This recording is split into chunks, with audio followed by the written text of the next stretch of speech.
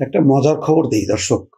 ভারত বাংলাদেশে অন্তর্ভুক্তিমূলক এবং সবার অংশগ্রহণে নির্বাচন চায়। কি বলবো, মানে এই শিরোনামটা দেখে ভাষা হারায় ফেলছি। এর একটা শব্দ উচ্চারণ করছে গত 15 বছরে, একবারও একটা দিনের জন্য আমি চ্যালেঞ্জ দিলাম এরকম কোনো শব্দ পাবেন না, এমন কোনো বক্তব্য পাবেন না। এখন কেন বলছে? এখন বলছে এই কারণে যে হাসিনার সরকার নেই। হাসিনার সরকার থাকতে তারা নির্বাচন দিক বা না দিক, জাল জালিয়াতি নির্বাচন সারা বিশ্ব সোচ্চার, সবাই জানে। ভারতের তো আরো সবচেয়ে বেশি করে জানার কথা, একটা বারের জন্য বলেনি। 5ই আগস্টে শেখ হাসিনার পতন হলো, মনে হচ্ছে যে বাংলাদেশ তাদের হাতছাড়া হয়ে গেল, বাংলাদেশ দাসত্ব মুক্ত হলো ভারতের, আর সাথে সাথে তাদের ভোল পাল্টে গেল। এইরকম স্ববিরোধী বক্তব্য অল্প সময়ের মধ্যে। সেই দ্বাদশ জাতীয় সংসদ নির্বাচন কতদিন হয়েছে?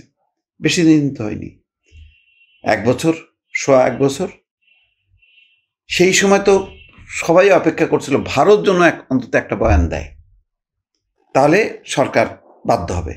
আমেরিকা তো বলেই যাচ্ছিল, পশ্চিমা দেশগুলোর অধিকাংশই বলে যাচ্ছিল, কাউকে তোয়াক্কা করছিল না। তাদের একটাই ছিল, সবার অপেক্ষা ছিল যে ভারত অন্তত বলবে, এবং বলবে এরকম একটা কিন্তু একটা আবহ তৈরি হয়েছে যে না, এইবার হয়তো ভারত বলবে, কিন্তু শেষ পর্যন্ত বলেনি। শুধু তাই না, সকল কূটনীতিক বিশ্বে যত কূটনীতিক ছিল, বাংলাদেশে তো আর সব মিশন ছিল না, 100-150 কূটনীতিক নিয়ে মিটিং করছে দিল্লিতে। সাবেক যেই পররাষ্ট্র সচিব ছিল, তিনি আবার সেই মিটিংয়ে ছিলেন, তিনি কন্ডাক্ট করছে, এবং সেখানে একই বার্তা যে বাংলাদেশের মতন করেই নির্বাচনটা হবে, কেউ আসুক বা না আসুক এটা তাদের দেখার দরকার নেই। অথচ সবাই মাথা কুটে মরতেছিল যে বিএনপি সহ সকল বিরোধী দলকে নিয়ে যাতে এবারের নির্বাচনটা হয়। পিটার ডিহাস চিঠি নিয়ে দৌড়দৌড়ি করছে, ডোনাল্ড লু, সব ভুলে গেছে তারা। হ্যাঁ, এখন তারা চাইতেছে, এখন কেন চাচ্ছে জানেন? আওয়ামী লীগ যাতে নির্বাচনে অংশ নিতে পারে। এখন তাদের মনে হয়েছে যে না, এখন একটা অংশগ্রহণমূলক নির্বাচন হওয়া দরকার, সবার অংশগ্রহণে। কি বলবো, অন্য কেউ হলে আসলে এদেরকে নাম ধরে গালি দিবে আর কি, আমি তো আর সেটা বলতে পারি না।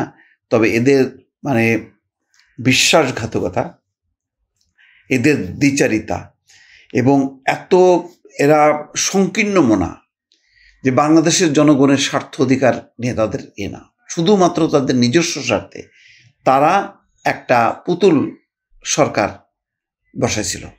15 বছর একটা পুতুল সরকারকে যেভাবে চাবি দিবে সেভাবে নাচবে, এইভাবে কবজায় রাখছে সরকারকে, বাংলাদেশের 20 কোটি মানুষকে বঞ্চিত করে ভোটের অধিকার থেকে, গণতান্ত্রিক অধিকার থেকে।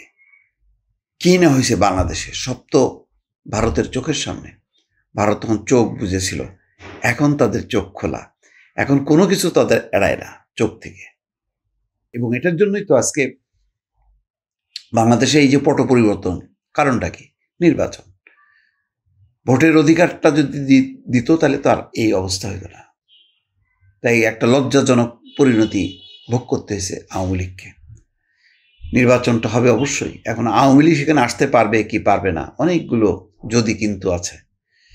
সেইগুলো অতিক্রম করে গণ অভ্যুত্থানে এই ধরনের যখন নাকি কারোর পতন ঘটে, তারা চট করে অন্য রাজনৈতিক দলগুলোর মতন নির্বাচনে অংশ নেয়, এটা কখনো হয় না।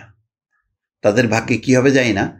তবে যে নির্বাচনটাই হোক না কেন, সেই নির্বাচনটা হাসিনার আমলের নির্বাচন হবে না, ভালো নির্বাচন হবে, সেটা সবাই বিশ্বাস করে, প্রত্যাশা করে। দর্শক ভালো থাকবেন, আল্লাহ হাফেজ।